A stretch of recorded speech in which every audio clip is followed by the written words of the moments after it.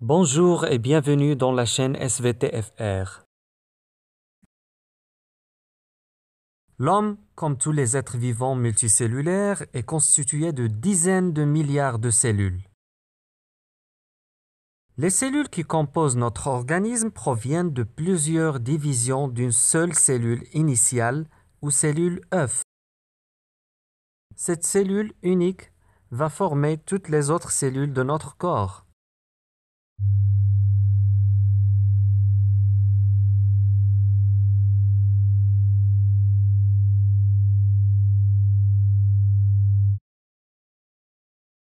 On peut conclure donc que la cellule œuf contient toutes les informations génétiques d'un individu, sachant que l'information génétique désigne l'ensemble des informations qui déterminent les caractères héréditaires des individus.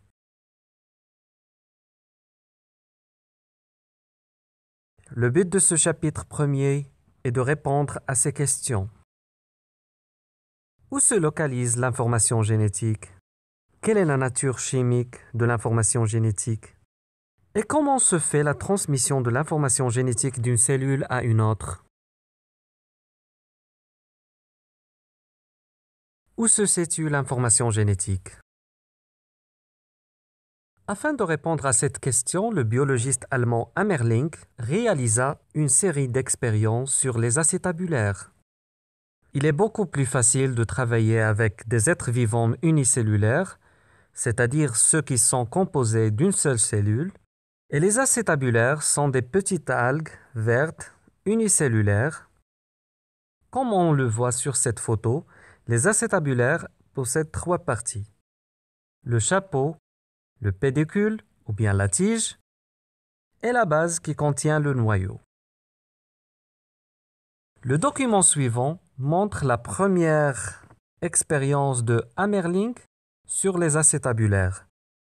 Alors mettez en pause la vidéo et essayez d'analyser les données de cette expérience et de répondre à la question suivante.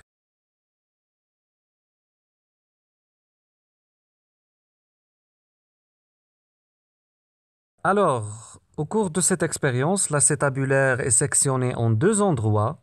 L'algue est découpée en trois parties: chapeau, pédicule et la base.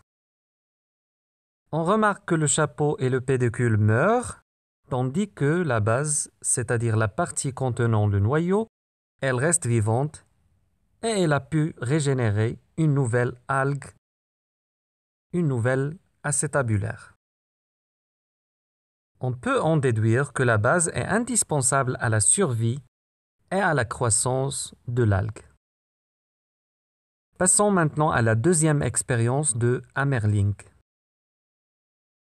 Il s'agit d'une expérience de greffe croisée de deux noyaux entre deux espèces d'acétabulaires. Acetabularia mediterranea, une espèce qui possède un chapeau à bord lisse, et Acetabularia crenulata, une espèce qui possède un chapeau à bord crénelé. Alors, je vous demande de mettre la vidéo en pause et d'analyser les résultats de cette expérience, ainsi que répondre à la question au-dessous.